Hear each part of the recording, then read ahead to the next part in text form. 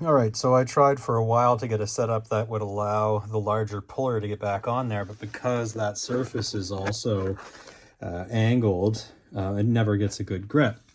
So I had to go into the scrap bin to find the piece of whatever that you thought was going to be useful.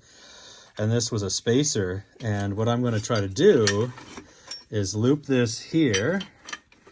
And then I'm going to try to use zip ties to keep it together, just to hold it properly. And then what I'll do is I will put this, the puller, I'll put the legs of the puller through the inside to have it grab something a little bit more concrete, and then we'll see what happens there. So I'll bring you back once I have it all zip tied up.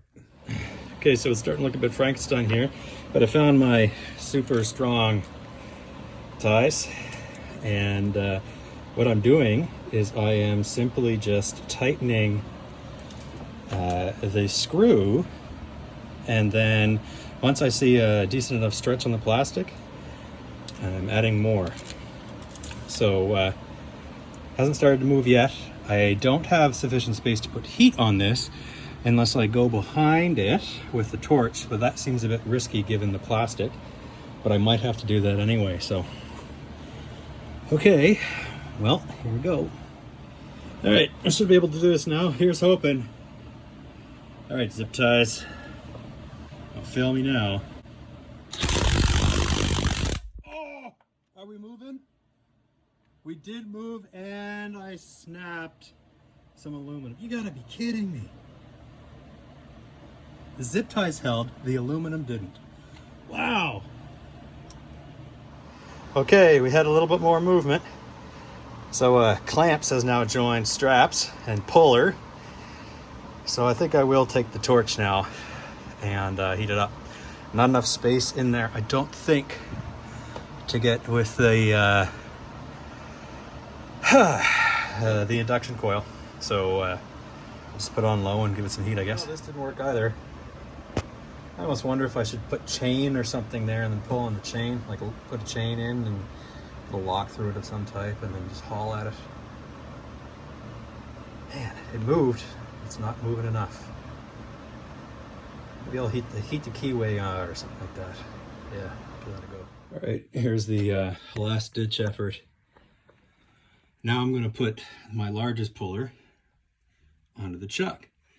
This is the configuration that allowed me the best grabbing. You can see it sort of marring there. Whatever, man, like, this has got to come out. I have low hopes this is going to work, but yeah. Okay.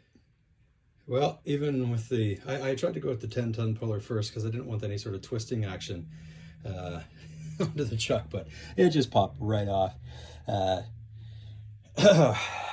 So I guess next up is drilling holes into it to pull it out. I don't know. Thought I was all brilliant there with my chuck idea. All right, so where I'm stopping for this weekend is gonna be right here. I put it on the side here. I'm gonna try to work on it up and down like this and see if I can start working on the spindle that way.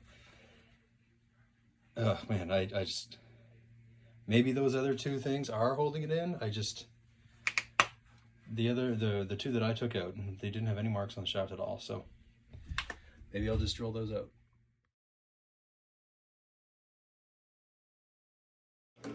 Okay, so I'm gonna go ahead and try to make a puller myself to try to get that off. So I'll use some of this old 1-inch stock.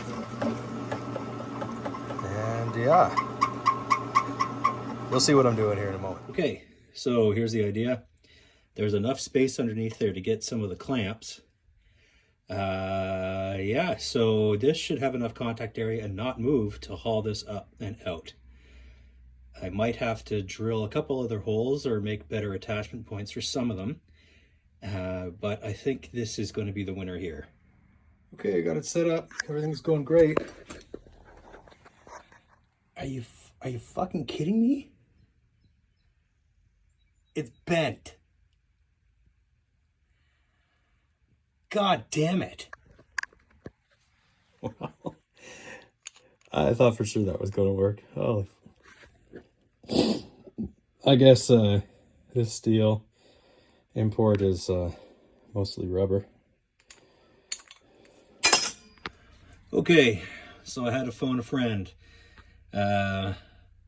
machinist, and you know that story about like the guy that goes in, you pay him 10 grand and he just hits the big engine and he's like, oh, you didn't do anything. Yeah, but my experience is what you paid for.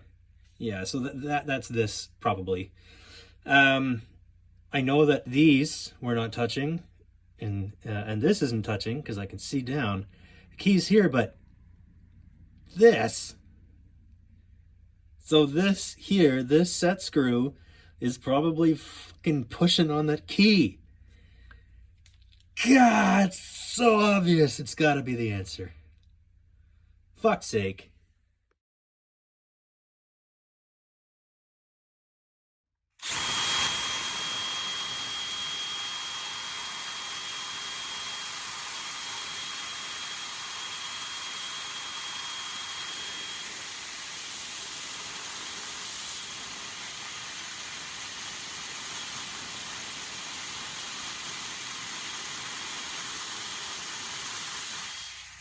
Well, I don't know if you can see that, but the fastener didn't go, so the set screw didn't go all the way to the end. And you can see where I actually started drilling into the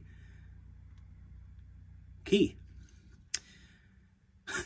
Fuck's sake. Ah!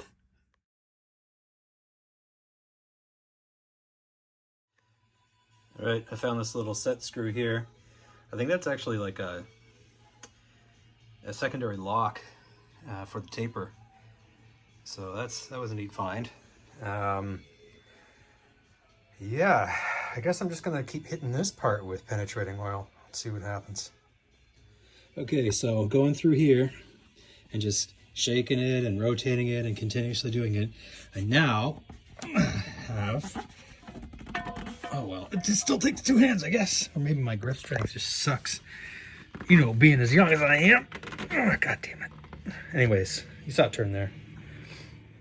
Okay, when I have been turning this with my hands, everything seems free except for sort of when this key sort of orients itself in this way. Everything starts to bind a little bit, almost like we're turning an ellipse. Maybe that's just the way it's sitting. Not sure yet. But the spindle is free. The height adjustment is not. So that gear and that gear assembly still in there is still not okay. I should be able to retract the spindle. Maybe. All right, I decided that this is probably threaded. So I brought out the pin spanner, put it in the set screw, which is there. It's a flathead and it's all mangled because I was hitting it to see if it would actually start to turn. So this is a right hand loosen. So I'm turning it right to pull it out. And we're actually getting some space there. So maybe today will be the day. Okay, so this wasn't quite what I was expecting. Once I got enough space from rotating it around, I was able to put a screwdriver in there and pop this out. So now we might actually get somewhere. Okay, using the dead blow, I'm able to actually shift this in and we're popping this out. So almost there. Let's go. Okay, so I've got it bashed in now. I suspect we will finally be able to get this out. I'm gonna wiggle this. That's a lot better. Okay. Oh, we're moving. Yes. Wow. Look how rusty that is. Whoa. All right. Well, that'll do it. Here's our taper pin. Okay. So is that still seized? The quill is still seized. Huh. Okay. Well, now that we have this open, I don't know if you can see that. Wow. Yeah, got some work to do in here, I'd say. Yeah, yeah. This was well prepared, eh? I bet you this was in the bottom of a GD lake. Okay, before I go any further into that crazy rust hole, jeez.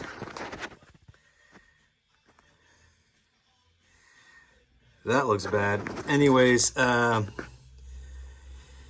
going to take out the fasteners on this so the housing can come off, and then we can get rid of this whole power feed assembly.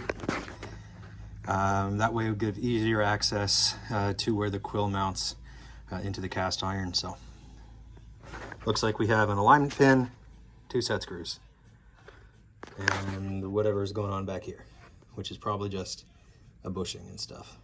Okay, so that's off, and this is what we have. It looks like, I mean, where's the, yeah, the teeth are up there, that's right. So this may not be as bad as it looks, hopefully speaking. I'm going to get the rust out of there, then we're going to start hitting everything with penetrating oil. Yeah. Okay, so on its side now. Those gears look good. So this is very clear. Let's try to get that in. That's very clearly why it's seized. It's rusted solid. So I'm going to take the brush to it, and then we're going to hit it with penetrating oil a bunch. And then eventually I'll probably flip this over again. God, focus. Eventually I'll flip this over again, so it's laying on its face, so to speak, so that the penetrating oil will actually sit in. But for now, this is the easiest way. All right, brushing out the inside like this, and then with the brass brush, and then from there, penetrating oil, and probably heat, you know the drill. Okay, so the new plan, after thinking it over more and more and more, is I'm going to remove these bolts here so I can get at the drill, remove the drill, re-bolt it, pick it back up, and then try to really work on getting the gear off the top of the spindle so that the quill assembly can come out. So yeah, I'm gonna take these bolts off, pop that drill off, put it back on, and then tip it up, and then yeah. So I got the drill out, and then this was also sitting at the bottom, attached to the rest of the chain. So this is your counterweight, and it's heavy. Instead of a spring, we've got this mechanical aid to help raise and lower stuff. That's God damn, that's heavy. All right, it's free, so time to stand it back up again. Okay, so we can go ahead and get this gear out. There's a set screw with a collar here, so that'll be an easy removal. So might as well just do that while we're here. One more piece. I'll use the bearing puller to get that out when I need to. Still have to work on those rods and figure out what I'm going to do with those pins. I'd like to preserve them, but this has got to come out. So I guess it's mechanical persuasion, I suppose. Okay, so I used a strap to go around it because I really needed 2 hands because this bar was blocking it. So the collar's down now, and I tapped it out with one of those longer pin punches. So that gear is suspended safely with this rope here. I'm still learning how to use this. Focusing. Anyways. Okay, that one's done. Okay, so I found these two, another example. I've never thrown anything out. And I'm almost wondering if we can use these mechanically to force this up and out. I was going to put it on the gantry crane and sort of hoist it up under its own weight, but I almost wonder if I can screw those down and it will mechanically sort of wedge out this gear. So I'm going to go give that a go. Use one of these handles here, prop through to each eyelet, and tighten them up. See what happens.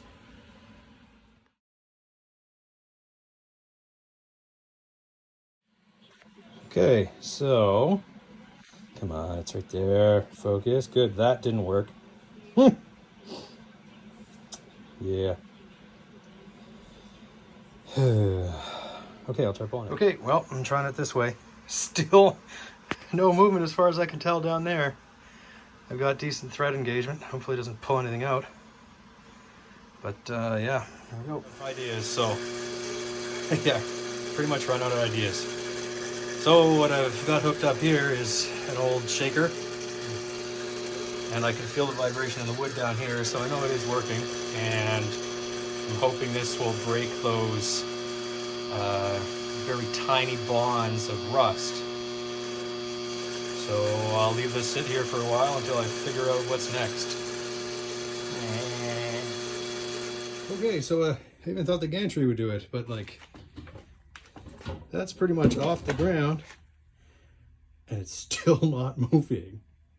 Okay, so I've changed the setup a little bit. I have a little bit more support on the back end because what I want is the force to go up the column and not have sort of an angled into it, because then we get force in this direction, which binds it. I don't know. So we're fully suspended off the ground. Planning on heating it, I guess, while it's suspended. Safety Crocs. Yep.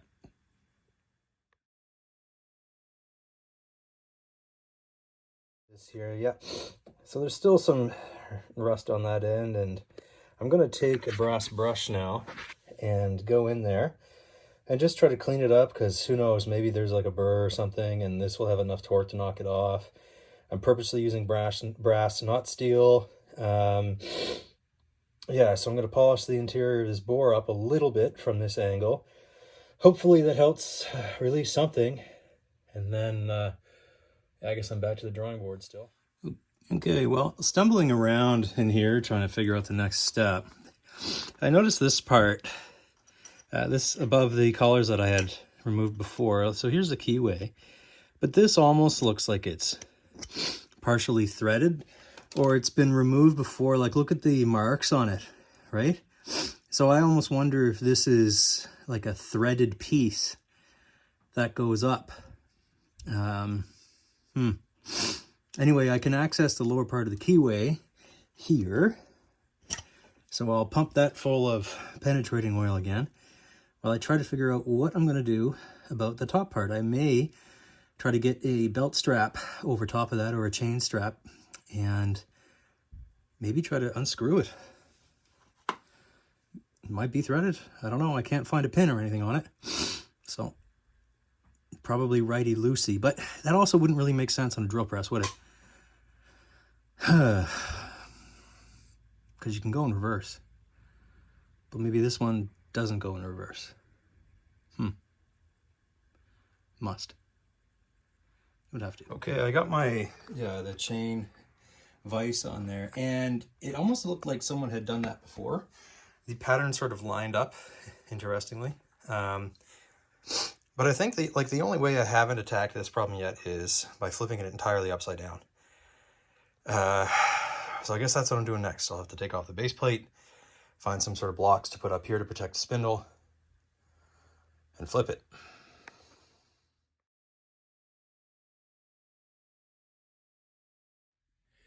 Okay, well, I couldn't find anything to put under that, the spindle, so I've got my, I mean, that one's like super last effort redundancy, but I got two straps on it, one chain hoist, the other one just a winch, and so I've been pumping this area full of penetrating oil, as well as the area down by the connection point. So let it sit, repeat, and then continue. Okay, so I heated this, soaked it with it. Now I'm taking the brass hammer and just putting this pipe over that bearing, and I'm hitting it, and I can see the quillas finally starting to release. Oh, fuck's sake, hey? If you look closely here, that first tooth is now below the cut line. So we are finally moving, and it's taking forever. Okay, I really don't like shock loading any of my winches, but that's how it's going. And I'm just tapping the aluminum rod over that, and now we're slowly going through, now that we've broken the rust layer, and you can see all that new metal there. So hopefully this comes out, continues to come out as easy as it is now. Then I'll be able to clean the shop and slow down on this. So once again, here's the setup. I have it supported buy wood on that side here. Most of it's actually on that section. I don't really like that because that means the chain takes the shock, but we're moving now. And before that, I had it more pulled towards this side so that there was less shock on the chain.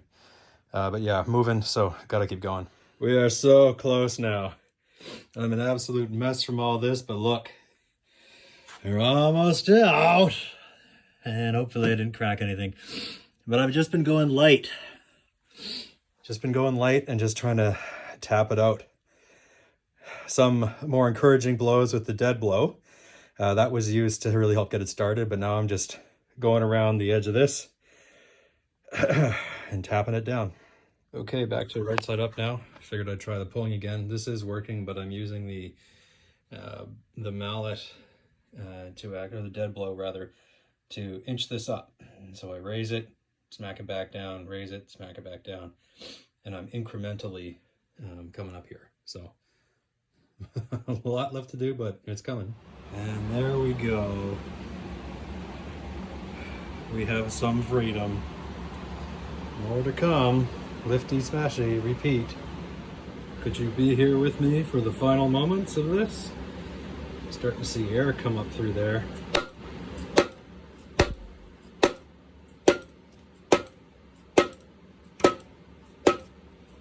It's probably been about a full hour of hammering on this.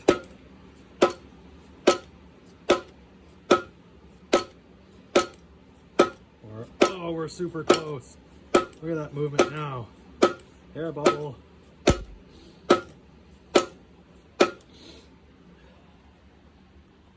Almost nothing left. Whew. Switching hands time.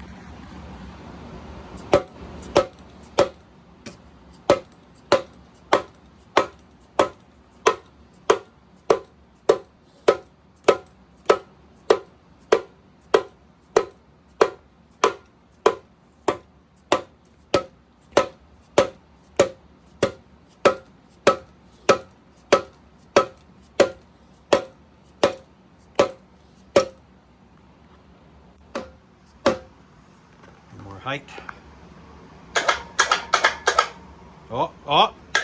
There we go. We're out of there. All right, just in time for piano. Woo! I'd like to thank my sponsors. Yeah, you get the drill. Okay, so I've got the chain hoist and the truck bed winch here. So I'm going to use it to get the height I want over the center, and then I will lift it up. That's coming out great. Let's see how bad it is. Maybe I could actually take it apart. Okay, cranking on this handle here from this truck bed winch, I was able to start getting this out of the tub, and significant progress already on that. So that's great. Now I got to get it out, and the flash rust that happens on this is pretty fast, so I've got to get it out and then start soaking in oil pretty quickly.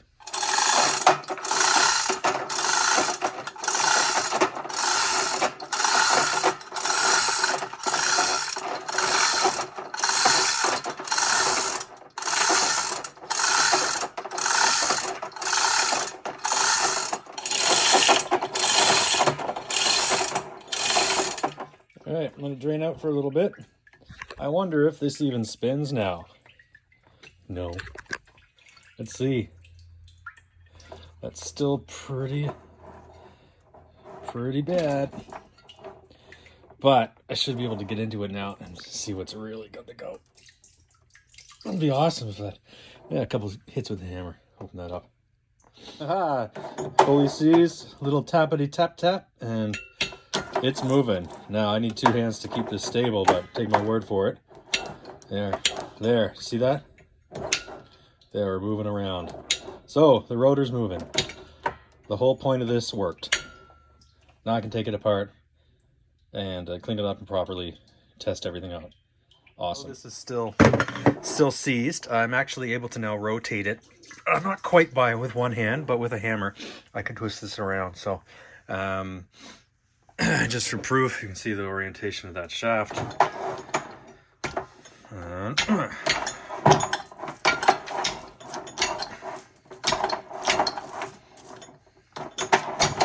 God damn, get out of my way. I'm trying to make a video here, chain.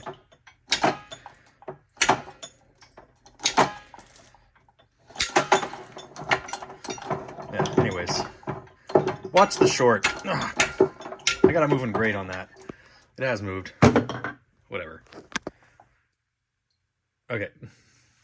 Gotta let more stuff drain out, because this end's the solid end, I think. Yeah. And like I had said before, got to get the oil on it quick now, because the flash rust is going to be harder. Okay, that one's done. And now I've got the motor out. This part here, I don't know how to solve. I do know that it's rusted, so I'm just going to plunk it in there, see if it can't do it for me. I might take that tag off. I'll probably take that tag off. And that way I don't have to worry about losing any of the ink that might dissolve in the water, since it's mostly water anyway. Nice OG paint on there. I like it.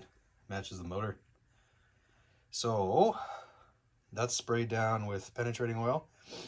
And now I'm going to put a couple of the other parts of the drill press in. Okay, next up on the drill press restore is going to be this handle. And like I said, that other piece. And I'm actually just going to throw pretty much everything I can in there. And just let it soak for the whole week or more.